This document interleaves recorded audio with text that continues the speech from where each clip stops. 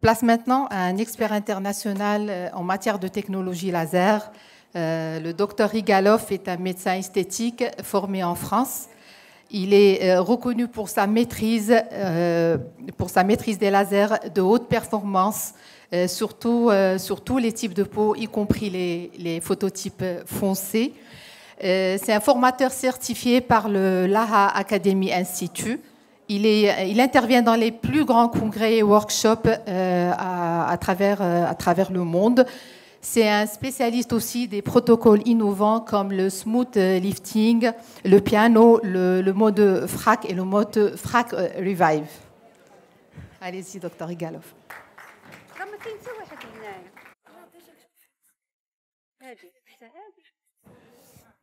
Merci.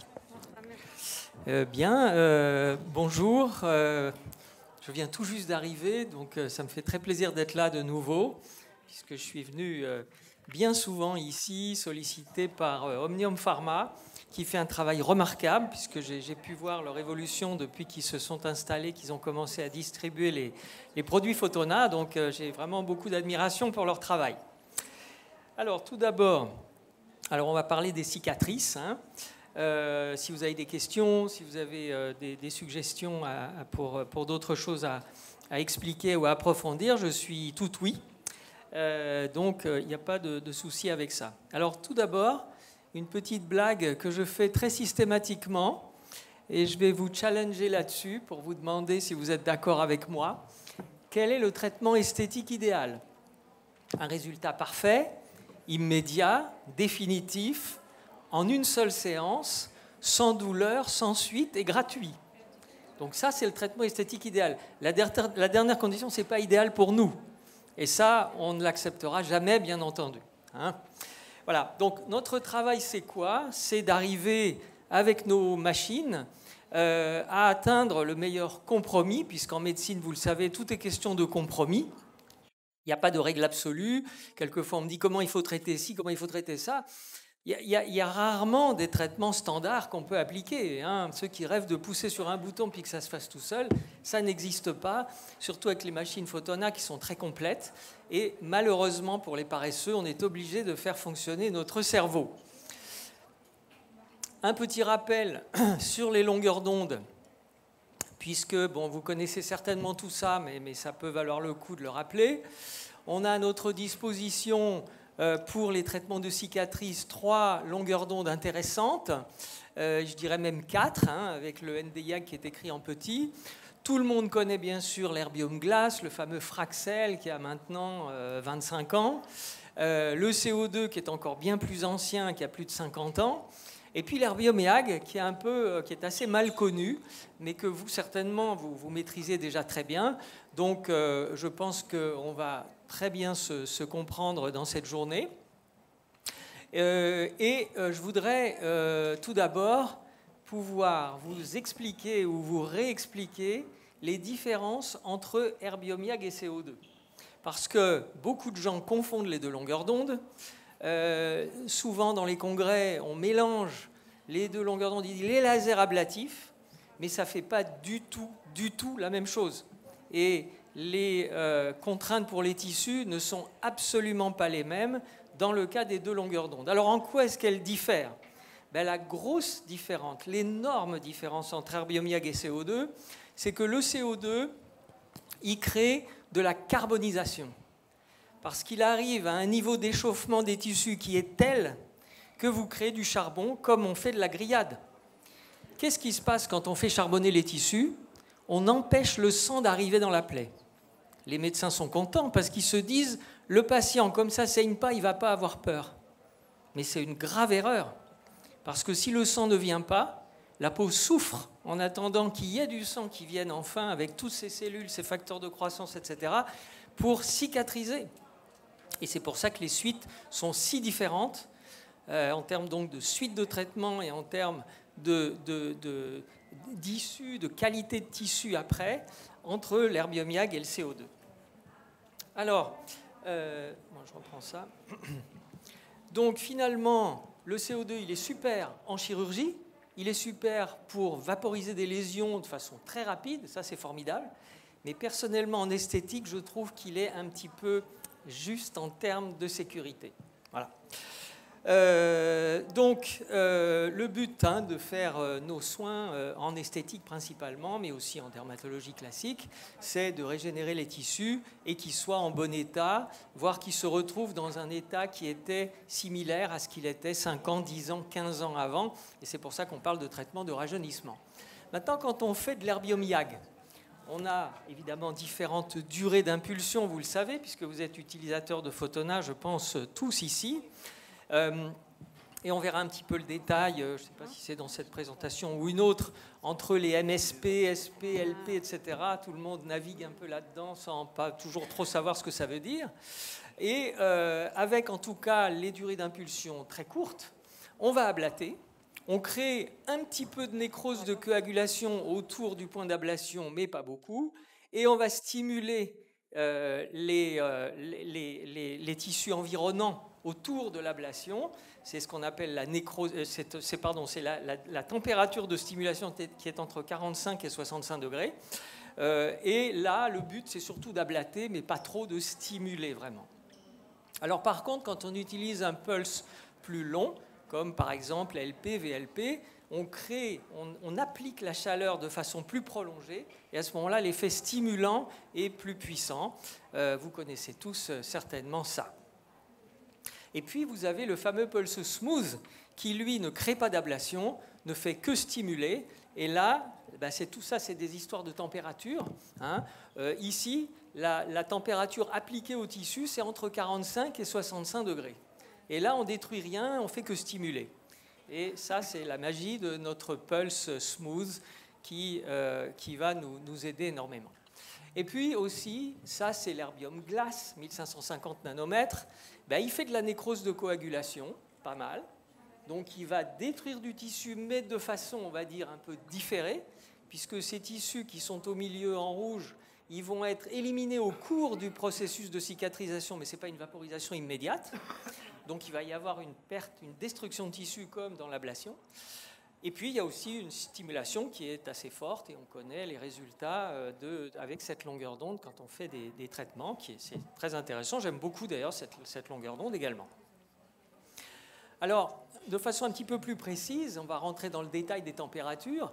Quand on regarde cette courbe, suite à un échauffement avec un pulse laser, la température dans les tissus monte, et la vitesse à laquelle les tissus se refroidissent va déterminer si on va garder les tissus globalement en bon état ou si on risque de les abîmer.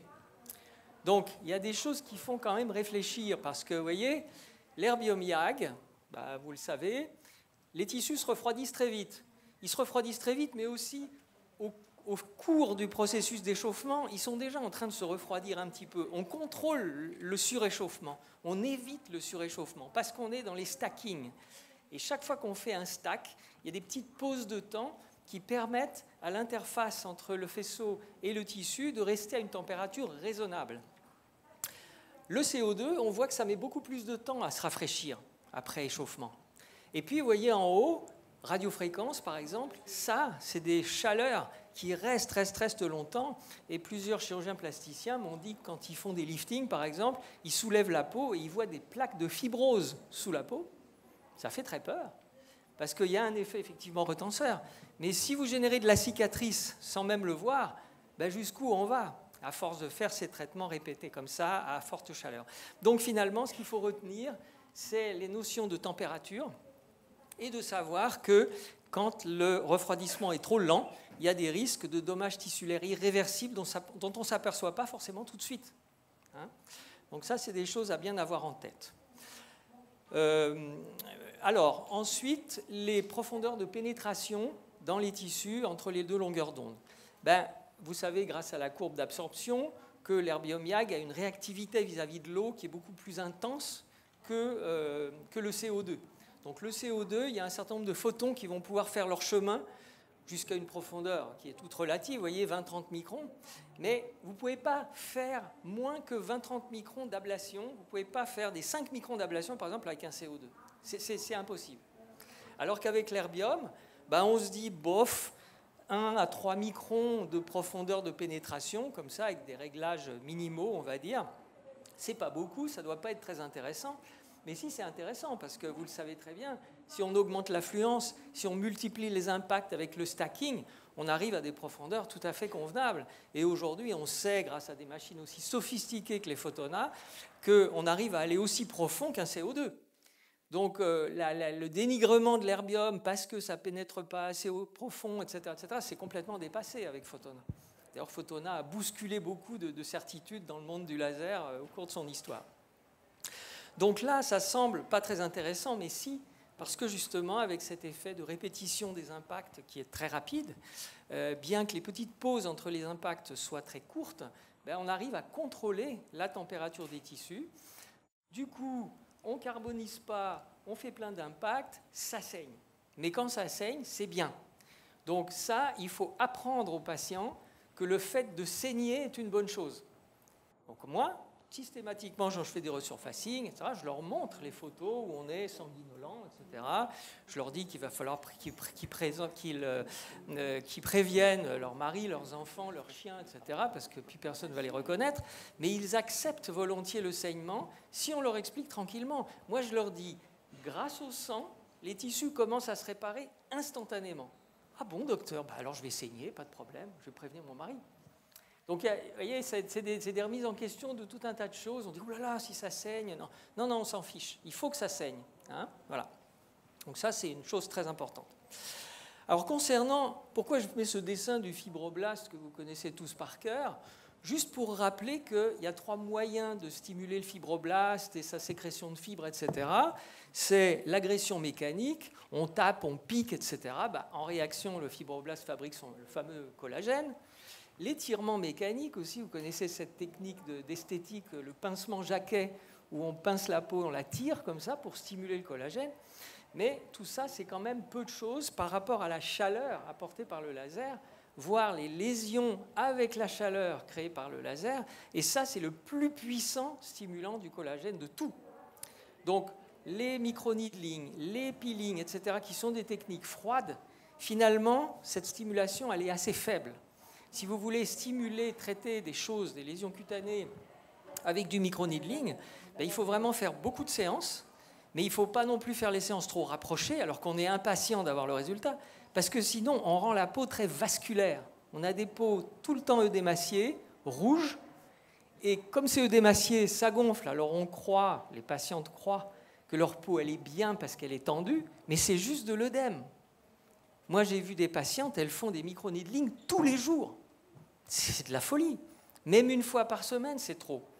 Parce que la cicatrisation, c'est 3 semaines. Donc, il faut quand même... Vous voyez ?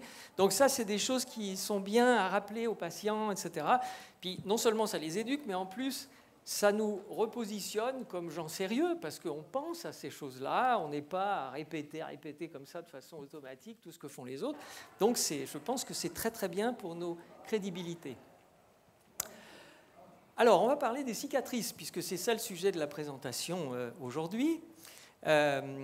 D'abord, comment ça se passe? Alors, c'est un protocole en 2 étapes que je fais. Une première étape va consister, avec la pièce à main R11, que certainement vous utilisez dans votre quotidien, je la mets à 2 mm de diamètre, et partout où il y a du tissu fibreux, je vais passer pour réduire l'épaisseur de ce tissu fibreux, parce que tant qu'il y a du tissu fibreux, la peau normale ne peut pas se reconstituer, elle ne peut pas repousser. Donc il faut éliminer du tissu fibreux, pas forcément tout, parce que si c'est très épais et très large, ce tissu fibreux, on va créer des lésions tellement importantes que la cicatrisation va être très longue et qu'on risque de recréer de la fibrose.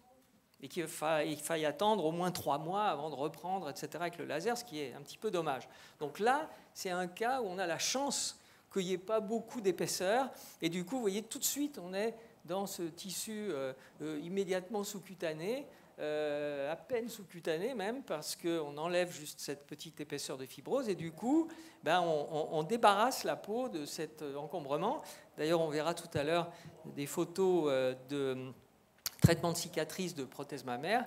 Et je vous expliquerai encore une chose qui est très, très intéressante là-dessus.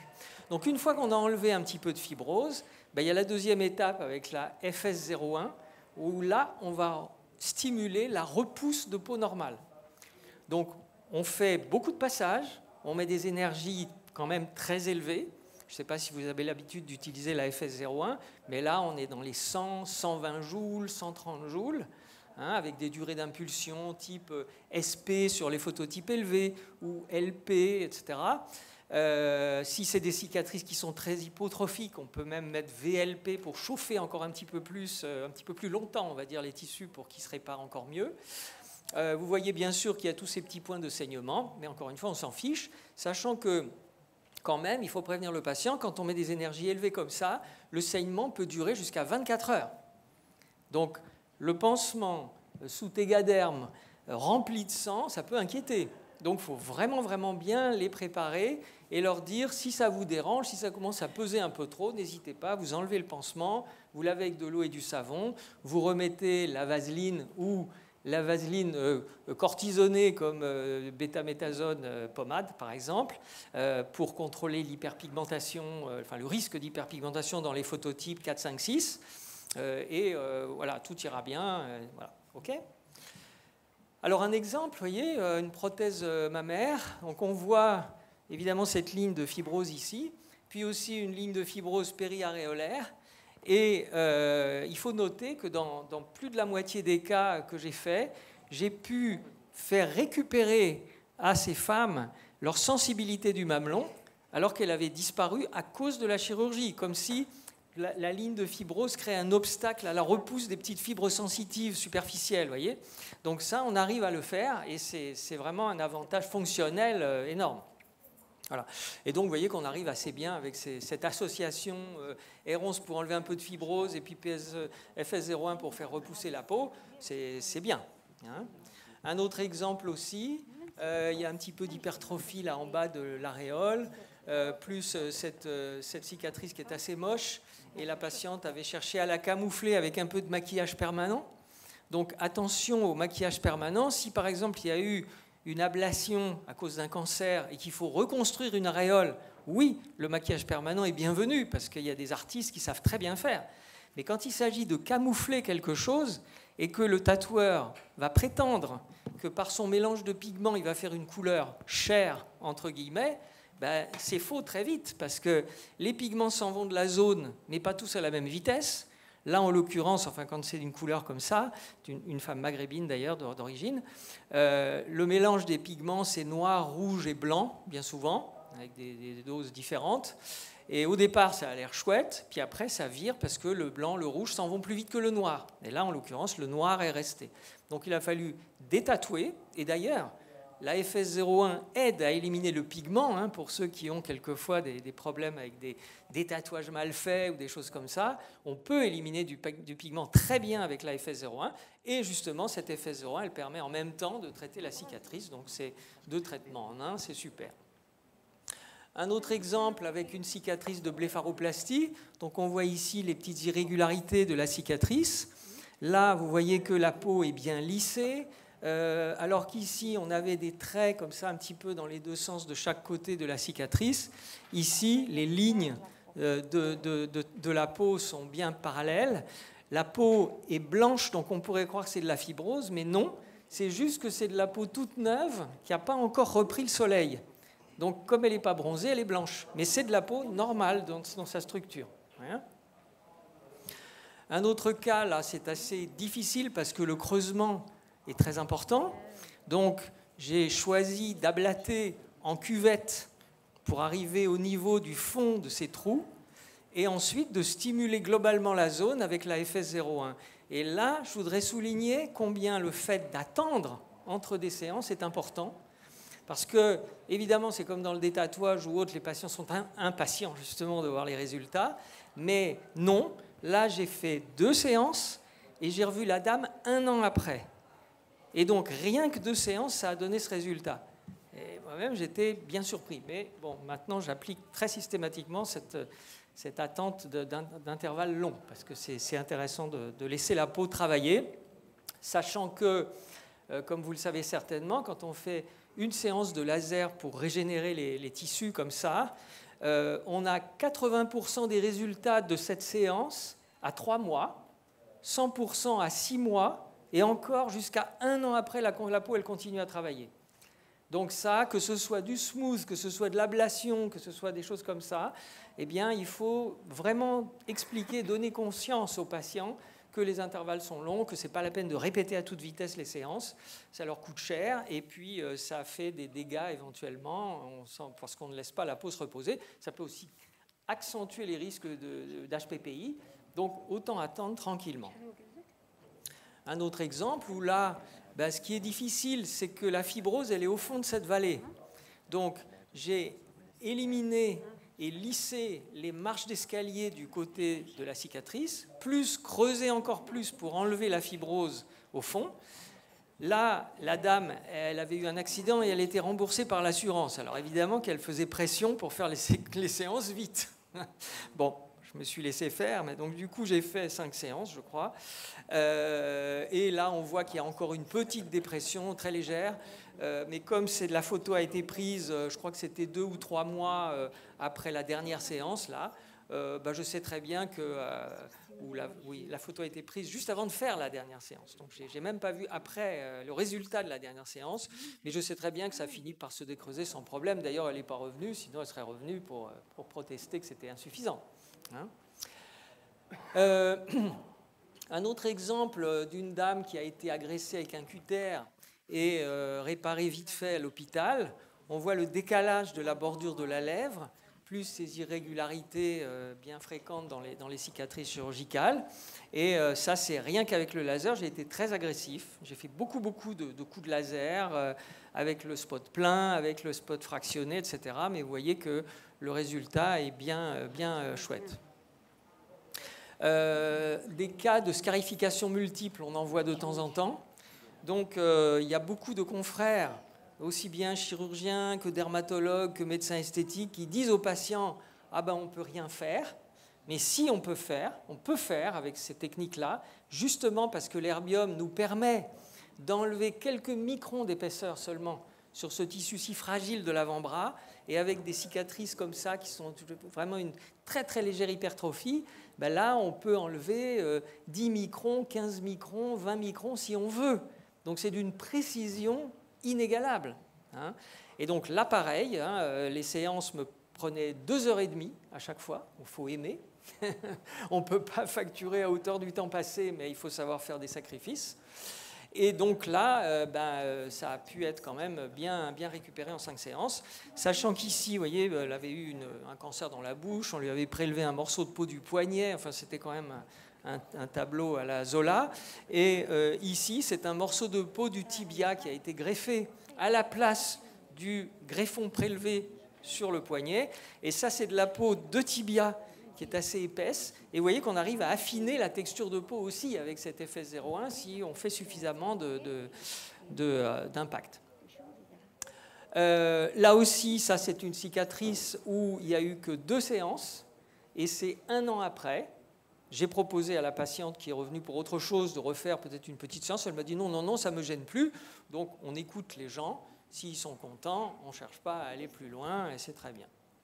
Un autre exemple sur une peau noire, une cicatrice de césarienne. Vous voyez que ça marche bien, qu'il n'y a pas d'hyperpigmentation. Là, c'est toujours, à partir du phototype 4, toujours la bêtaméthasone pommade, diprozone, betnéval, etc. Et on arrive quand même à très très bien contrôler. Je pense, Abiba, tu dois en faire énormément aussi.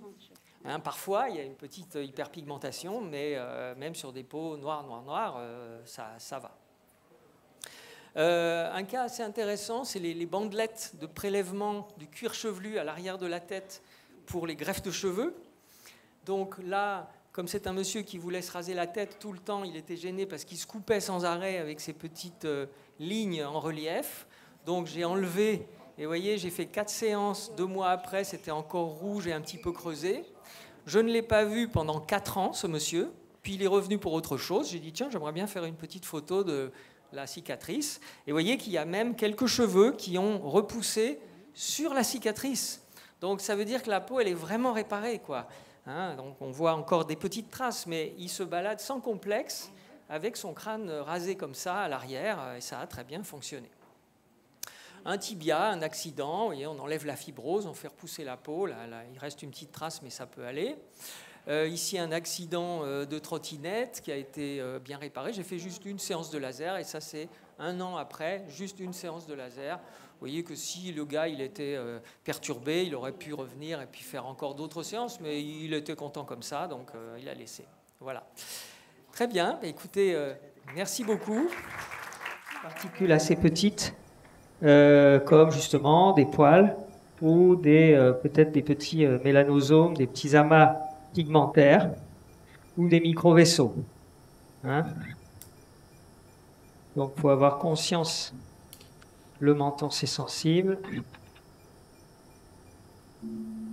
Et le spot qui est assez gros, c'est pas rien quand même. Pour ça que quand je fais ça avec le spot de 4, c'est vraiment un soin qui est plutôt agréable. Et je fais beaucoup ce type de traitement dans diverses occasions. Hop là, ça fait mal ici. On passe de l'autre côté. Du côté gauche, il fait toujours plus mal. Voilà, si vous avez des questions en même temps, hein, n'hésitez pas à les poser. On peut faire circuler le micro. Et donc là, moi, je fais parfois justement des présentations comme ça sur toutes les variations possibles autour de cette ossature 4D classique. Alors déjà, il y avait la partie intraorale, je vous l'ai expliqué. Et puis, il y a également tout ce qui est rosacée, acné, et tout ça qui peuvent bénéficier d'ajustements particuliers. Alors, il faut faire attention parce qu'évidemment, elle a un maquillage permanent des sourcils. Enfin, je dis évidemment, il n'y a pas d'évidemment, mais elle a un maquillage permanent des sourcils. Et donc, il ne faut surtout pas passer le NDIAC dessus parce que sinon, on crée une brûlure. Donc, savoir détecter les maquillages permanents, c'est vraiment important.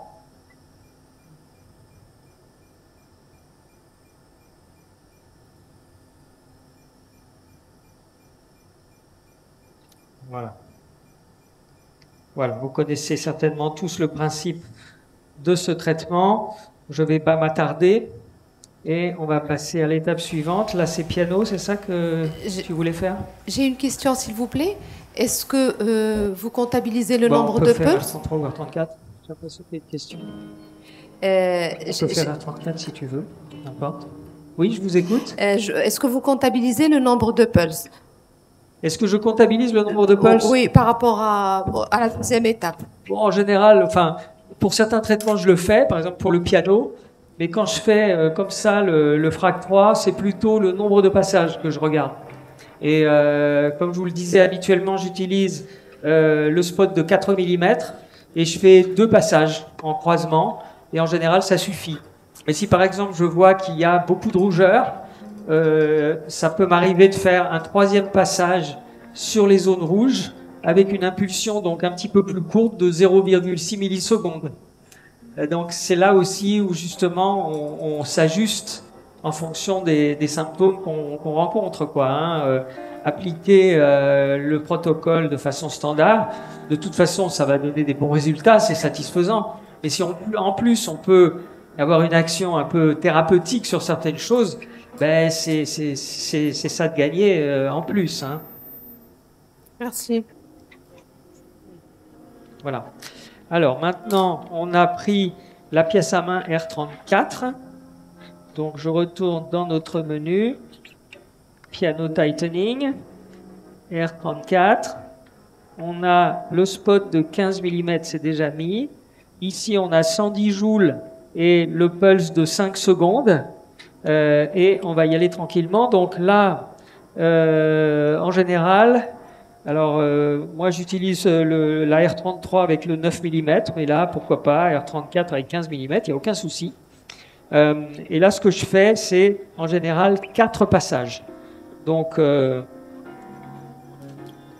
c'est très doux. 110 joules avec 5 secondes d'impulsion, c'est vraiment très, très peu. C'est un effet qui est similaire à la photobiomodulation, en définitive. Hein. Sachant que la photobiomodulation, c'est froid, alors que là, avec le laser, même si c'est une énergie très faible, il y a quand même une déposition de chaleur dans les tissus. Et ça a un intérêt parce que avec surtout un spot aussi large que le 15 mm, eh bien, on a une action thermique qui va profond, presque 1 cm de profondeur. Donc je vais faire 2 passages globalement, comme ça on va plus vite. Tiens, attends, ça passe derrière le tuyau, là, c'est pas très bon. Hop. Voilà. Voilà, très bien. Donc on a un effet thermique qui rajoute quand même quelque chose. La chaleur, ça crée une hyperémie. Et donc, c'est toujours intéressant de stimuler le flux sanguin dans les tissus, bien sûr. Il ne faut pas non plus trop chauffer, parce que sinon, on peut créer une lipolyse. Si on multiplie les passages trop forts, on voit que notre patiente, elle réagit un petit peu quand c'est le côté gauche, un petit peu plus, parce que c'est vrai que le côté gauche est en général plus sensible. Vous le savez sûrement. Vous l'avez dû le rencontrer dans vos soins. Oui, donc la lipolyse, elle peut arriver, et à ce moment-là, c'est un petit peu embêtant parce que faire fondre la graisse du visage, c'est pas bon, sauf si c'est dans certaines régions très localisées où on souhaite avoir cet effet de lipolyse, comme par exemple les bajoux. Donc ça, c'est un traitement que maintenant je fais beaucoup avec le scanner L-Runner. Je traite, je fais fondre la graisse des bajoux et je retends la peau des joues et du cou, le haut du cou, sur le milieu et sur les côtés, parce qu'il y a une action de retention qui s'associe à la lipolyse. Donc c'est le fameux concept du tight sculpting, et c'est des résultats très beaux. Je ne sais pas si j'aurai l'occasion de vous montrer ce que ça donne sur une autre présentation. Voilà, tu as déjà préparé ça, super.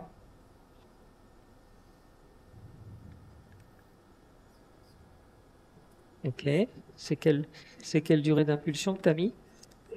Oh ben, moi je dirais LP, oui, LP. Turbo 4, t'es à 80, enfin, Turbo 3, on est comme ça, ouais, on peut se mettre, ouais, ok. Donc on fait un truc qui est doux là. D'ailleurs, si c'est 25, attends, on va revenir en arrière parce que pour faire un truc un petit peu plus, zut, ça a démarré, mais on va voir ce que ça fait si on est juste en basique. On arrive à combien max? 14, comme ça fait ta. Et on peut être en 2 Hz, 3 Hz, ce sera très bien supporté. Oui, on peut lui donner le tuyau si elle veut faire, ou toi tu le fais, comme tu veux. Et là, on va démarrer. Donc là, c'est un traitement fractionné avec la pièce à main FS01, dont je parlais tout à l'heure pour les cicatrices. Si on va regarder sur l'écran, la profondeur d'ablation, c'est 57 microns, ce qui n'est pas énorme. Si on le faisait, chose à noter quand même importante, tiens, ce que je veux faire, c'est ça, parce que là, c'est lourd. Voilà. Si on le faisait avec la pièce à main PS03X, avec 24 joules, on serait très délétère. Ça pourrait faire 2 semaines de rougeur facilement. Donc, il faut faire très attention à la pièce à main qu'on choisit. Même si les joules sont les mêmes, du moment que les points ne sont pas du même diamètre, ça fait des effets qui peuvent être assez considérablement différents. Donc là, on va balayer tout le visage. Go. Est-ce que tout va bien? C'est comment votre prénom? Pardon? Maha. Ah d'accord, très bien. Okay. Donc là, en principe, il faut être au contact, mais même si on reste 2 mm au-dessus, il n'y a pas de souci. Est-ce que ça va à peu près? Est-ce que ça va à peu près, Maha? Oui. Tranquille. Alors, elle a déjà expérimenté ça chez Habiba Boutaleb. Comment?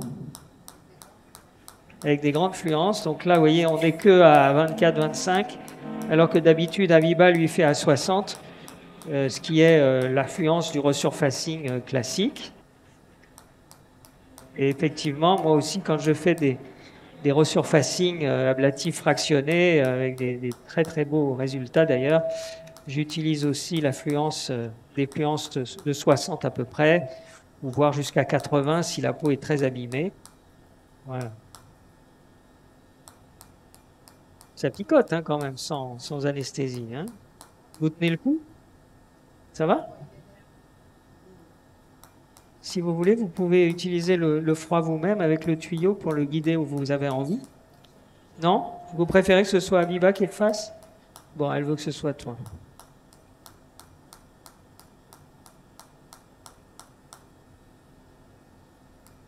Donc ça, c'est assez intéressant parce que avec une fluence aussi basse, puisque 24 joules avec l'AFS01, c'est très bas, ben, les suites vont être minimes et ça va lui donner un coup d'éclat vraiment intéressant.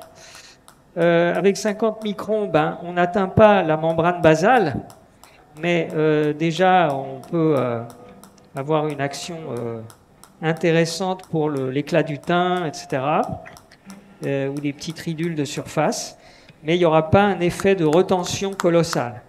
Je ne sais pas si vous avez les petites ridules, voilà. Et la couleur aussi, les pigments. Alors il y a un critère, hein, si vous voulez faire des resurfacing assez intenses dans un but de rajeunissement costaud, pour avoir un effet de retention intéressant, il y a deux conditions à réunir. Il faut que la profondeur des petits pixels, des petits puits que vous créez comme ça, ce soit de au moins 170 microns. Et il faut qu'il y ait une densité de points de au moins 20%. Je vais enlever les petites lunettes, hein, comme ça je vais mieux passer sur le nez. Je vais repasser un petit peu sur les cernes. Tac, tac, tac. Voilà. Je fais pas tout le cerne, hein, mais un petit peu le bas du cerne. Ah, elle a une cicatrice de blépharoplastie. Bon, on pourra passer aussi sur la petite cicatrice.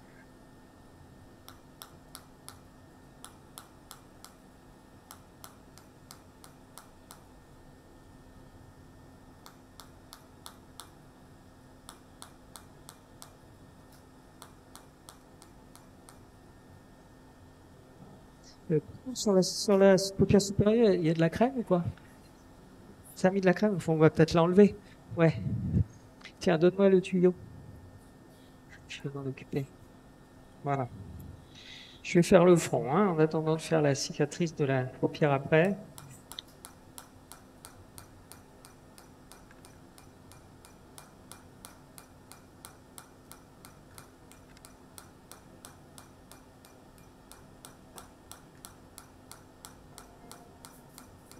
Alors, il y a une chose importante hein, dans les traitements laser, bien sûr, c'est que la machine ne fait que des réglages. La machine n'est qu'un outil, mais c'est votre main qui passe le laser. Pour que le résultat soit bon, il faut que les passages soient bien faits, réguliers, homogènes, qu'il n'y ait pas de traces trop creuses. Bon, là, évidemment, en atelier, on est un petit peu à l'arrache, mais il faut être très attentif au côté jointif des impacts, parce que sinon, les résultats sont pas très bons.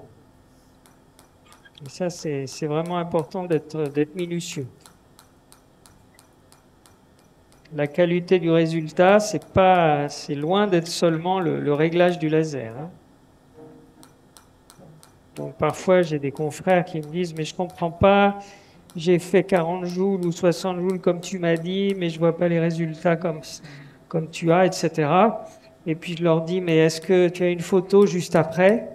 Et c'est là où on voit les lignes divergentes qui sont éloignées les unes des autres, qui sont pas très serrées. Donc là, évidemment, le résultat sera pas très bon. Voilà, tiens, je te redonne ça. Tu as pu lui enlever la crème? Super. Alors là, on va pas faire tac, tac, tac, tac comme tout à l'heure, mais on va relever le pied.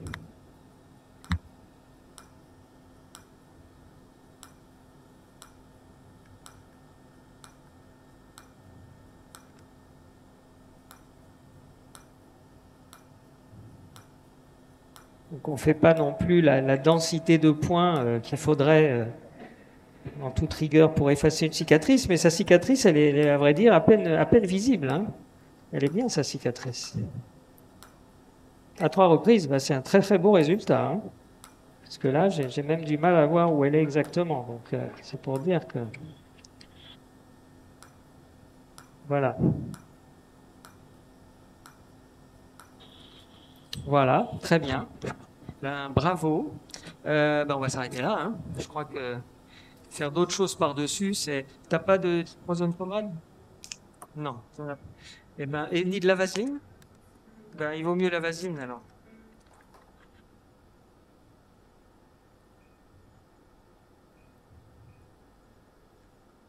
Oh, ben, bon, elle est compacte, hein, cette vaseline. Hein. Wow, elle a eu froid, je sais pas.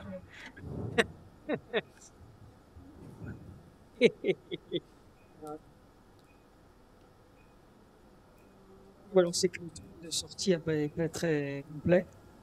On va y essayer. Ça va aller, je vais en avoir assez là. Ouais, merci. Voilà, super. Bien. Donc là, évidemment, après l'application de vaseline, ça chauffe. Je ne sais pas s'il y en a certains parmi vous qui avaient déjà fait des resurfacing ou d'autres qui n'en ont jamais fait, voire jamais vu. Mais c'est quand même un acte à gérer quand on est à des puissances importantes. C'est quand même quelque chose à gérer qui nécessite de la préparation de la part de votre part. Hein. Il faut vraiment bien préparer le patient et lui expliquer. Donc là, comme on a atteint qu'une 50aine de microns de profondeur, évidemment, il n'y a pas de saignement. Donc ça peut être intéressant, justement, quand on n'est pas loin d'un événement pour lequel le patient a envie d'un coup d'éclat.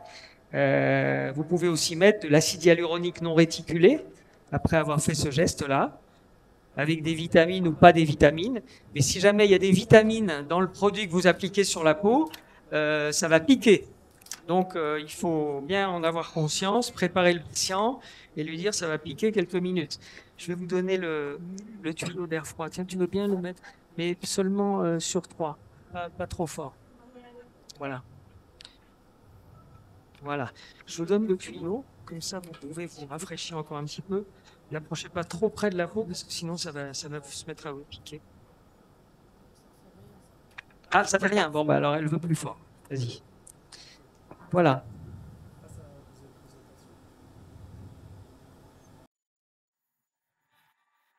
Bien.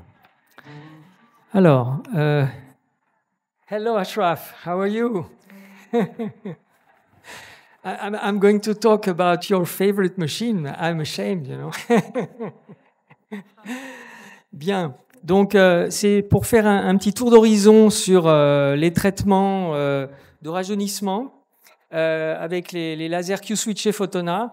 Alors, personnellement, j'ai un nanoseconde. Mais il y a aussi les picosecondes, les machines picosecondes qui sont disponibles. Il y a des gens qui préfèrent le pico, il y en a d'autres qui préfèrent le nano. On peut faire des très belles choses avec les deux machines, hein, enfin les deux types de machines, parce que maintenant la gamme est assez importante quand même. Donc à vous de voir quelle est votre conviction.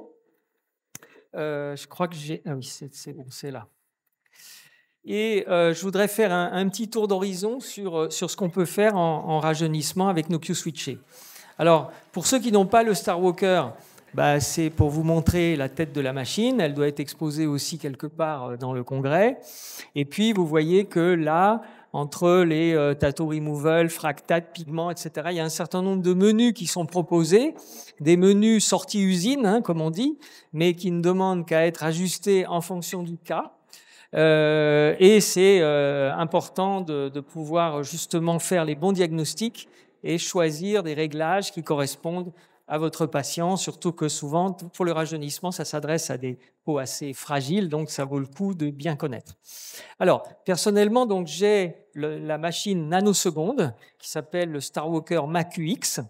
Alors, on a l'habitude de dire que on a le pico dans le nano, parce que, comme parfois dans les lasers, un pulse est constitué de plusieurs micropulses qui sortent très vite les uns derrière les autres.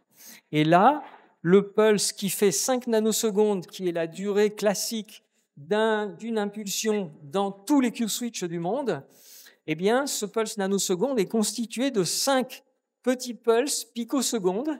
Et vous voyez, les 580 picosecondes qui se succèdent, ça crée un gros pulse de 5 nanosecondes. Donc, on dit que dans le nano, il y a du pico aussi. Et donc, pour ceux qui n'ont pas un pico, il ne faut pas qu'ils soient frustrés de se dire « Ah, j'ai un truc pas bien », parce que vous avez quand même un effet sur les microparticules qui est intéressant. Pour ceux aussi qui trouveraient que le picoseconde, c'est un peu cher, que non, il vaut mieux prendre un MACUX nano, parce que sinon, je n'aurais pas les moyens, etc. Eh bien, sachez que les picosecondes, quand on parle de picosecondes, par rapport au nano, on se dit « Waouh, pico, c'est 10 puissance moins 12, nano, c'est 10 puissance moins 9 ». Donc, c'est une différence énorme entre les deux types de machines. Les pulses du pico sont 1000 fois plus courts que les pulses du nano. Non, c'est pas vrai. Parce que un pulse pico dans toutes les machines du monde, y compris les machines les plus performantes de chez Photona, c'est pratiquement 400 picosecondes au minimum. Et 400 picosecondes, c'est quoi? C'est 10 fois moins, en gros, que 5 nanosecondes. Vous voyez? Donc, c'est qu'un facteur de 10 et non pas de 1000 qui différencie les deux machines. Donc, il ne faut pas non plus s'affoler en se disant ah ben sûrement dans le monde pico, on fait des trucs géniaux, dans le monde nano, c'est naze. Pas du tout. Donc, soyez vraiment rassurés. Et puis, de toute façon, il y a des protocoles, il y a des réglages, il y a des manières d'utiliser la machine avec lesquelles vous aurez des résultats tout à fait satisfaisants. Il n'y a aucun souci. Voilà, petit préambule. Alors, une autre chose aussi qui est assez intéressante dans cette machine, c'est que vous avez, en dehors du 1064 et du 532, qui sont les longueurs d'onde classiques des Q-switchés, vous avez aussi deux autres pièces à main, 585 et 650, pour certaines couleurs difficiles de détatouage, pour le détatouage. Il y en a qui achètent ces pièces à main, mais on peut faire aussi une grande majorité de détatouages sans nécessairement avoir ces pièces à main-là. Donc ça, à vous aussi de voir votre budget et ce que vous êtes prêt à mettre pour votre machine. Et puis, vous voyez également que pour chacune de ces deux longueurs d'onde, 1064 et 532, vous avez des noms un peu bizarres. Vous vous doutez qu'il s'agit de durée d'impulsion. Et le fameux pulse MACUX 10, vous voyez, il a une certaine durée. FRAC 3, il est plus long. Et puis FRAC 3, ça vous dit quelque chose, parce que le FRAC 3, il existe aussi dans le SP Dynamis. Et vous voyez que là, dans cette machine qui est Q-switchée, eh bien, malgré ça, on est aussi dans le monde du long pulse, comme le Dynamis ND-YAG.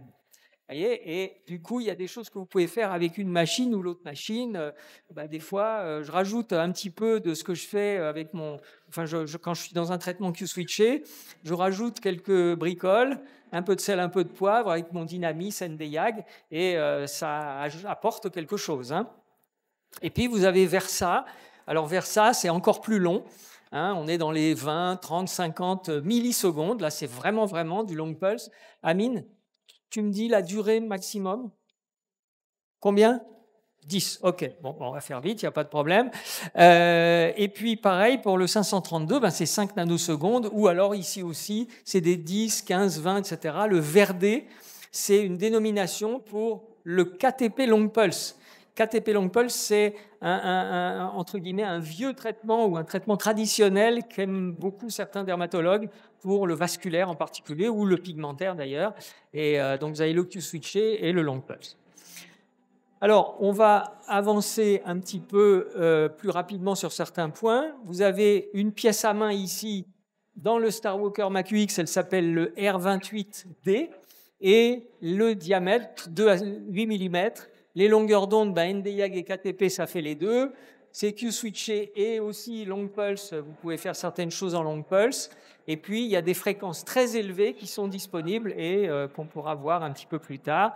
Et là, vous avez la tête de l'écran. Quand vous faites un réglage, ça a cette tête-là pour ceux qui ne sauraient pas comment ça se présente. Et puis, cette autre pièce à main, Amine, tu pourras fermer la porte, s'il te plaît. Donc ici, vous avez une pièce à main qui est fractionnée. Alors quand vous avez des gens qui sont habitués au Q-switch et que vous dites « je fais du Q-switché fractionné », ils disent « Q-switché fractionné », ça leur paraît bizarre. Mais c'est très intéressant, justement. Il y a beaucoup de traitements de rajeunissement dans lesquels c'est un outil vraiment énorme. Ça fait des petits trous, comme la pièce à main FS01 que vous avez vu tout à l'heure sur le Dynamis. Simplement, la grosse différence entre le fractionné Q-switché et l'herbium, par exemple, c'est que le Q-switché ne chauffe pas. Donc, c'est un effet photomécanique, ça casse comme une bombe casse une vitre par l'explosion, mais ça ne chauffe pas, alors que le FS01 du Dynamis, ça brûle de la peau, donc ça fait un effet thermique très fort. Et qui dit absence d'effet thermique, dit absence de risque d'hyperpigmentation. Donc c'est là où justement, dans les peaux fragiles comme vous avez dans votre région ici, c'est un outil qui est vraiment intéressant. C'est un brevet Photona, qui est d'une invention extraordinaire. Et justement, au cœur de l'utilisation de cette machine, vous avez des traitements de régénération de la peau, mais sans chaleur, comme je viens de vous le dire. C'est différent de l'herbium qui, lui, fait de la chaleur. Et donc, chaque micro-cassure induit un processus de régénération, donc on régénère les tissus. Donc, on peut faire des petits trous qui, en fonction de l'affluence, vont être plus ou moins profonds. On peut faire aussi un nombre de passages variable en fonction de l'objectif. Et on va avoir donc une action sur les micro-vaisseaux, sur les processus inflammatoires. On renouvelle les mélanocytes. Par exemple, dans le mélasma, on va en parler. Eh bien, vous avez la possibilité de régénérer une certaine proportion de mélanocytes malades qui fabriquent trop de mélanine pour les remplacer par des jeunes mélanocytes tout neufs qui n'ont plus la mémoire du traumatisme qui avait au départ créé le mélasma. Et du coup, la couleur se normalise. Et puis, bien sûr, il y a collagène, élastine, voilà, etc. Donc, qu'est-ce que ça donne en image? Vous avez un mode ablatif, on fait des trous. Un mode non ablatif, c'est ultra superficiel, c'est pour ça qu'on dit non ablatif, même si ça fait quand même des petits trous. Et puis, vous avez aussi cet effet LIOB, ça veut dire Laser Induced Optical Breakdown. Et vous voyez, ça fait des espèces de cavitations sous la surface de l'épiderme. Il n'y a aucune lésion sur la peau, rien du tout. Ça permet de ne pas avoir de suite au traitement du tout. Donc, vous voyez, ici, en fonction de la profondeur d'action, c'est-à-dire qu'on vise pour avoir un point focal qui est plus ou moins profond avec des espèces de petits espaceurs pour ajuster la profondeur à laquelle ça agit, on va avoir des petits trous qui vont se créer dans la peau, des cavitations qui vont se créer dans la peau. Donc, par exemple, ici, les points focaux sont sur la surface. Ici, ils sont à moins 1 mm sous la peau. Ici, moins 4 mm sous la peau. Et vous voyez qu'il n'y a aucune trace. Donc, c'est des traitements qui induisent la régénération, mais qui ne font pas de suite du tout. Et d'ailleurs, on a des petites vidéos. Vous voyez là, ici, ça fait les explosions un petit peu en dessous de la surface. Et puis, sur l'autre, ça fait des explosions qui sont beaucoup plus profondes. Et vous imaginez ce que ça donne à l'intérieur de la peau. Donc, cette fameuse régénération cutanée, elle existe dans différents protocoles du Q-switché. J'en ai listé quelques-uns avec quelques exemples. Vous avez un protocole mélasma et pigment qui est vraiment très, très intéressant. Le mélasma, c'est un vrai défi.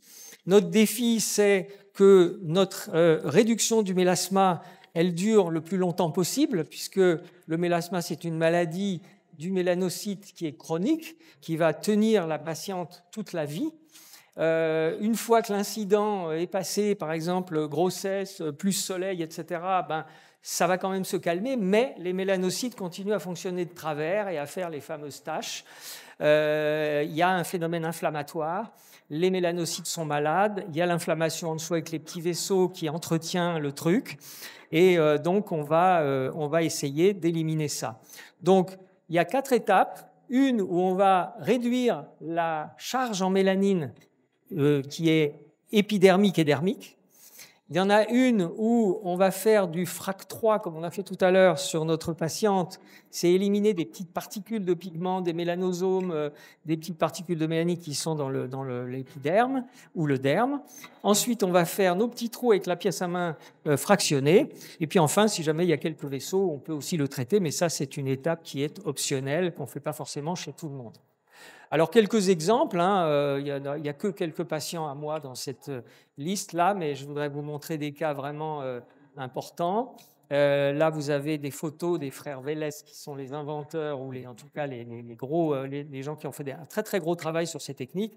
Et vous voyez combien on arrive à effacer de façon durable, simplement parce que les autres techniques pour traiter le mélasma, avec certains peelings et autres, ou l'hydroquinone, ça permet d'atténuer la fabrication de mélanine, mais ça ne change pas le destin de nos mélanocytes. Si on arrête le traitement, il y a une reprise de la maladie. Là, au contraire, le secret de la réussite de ce traitement, c'est qu'on fait des petites fractures dans la peau et qu'à travers cette régénération des tissus qui s'ensuit, eh bien, vous avez des mélanocytes tout neufs qui, eux, vont fonctionner normalement. Et c'est pour ça que c'est durable, justement.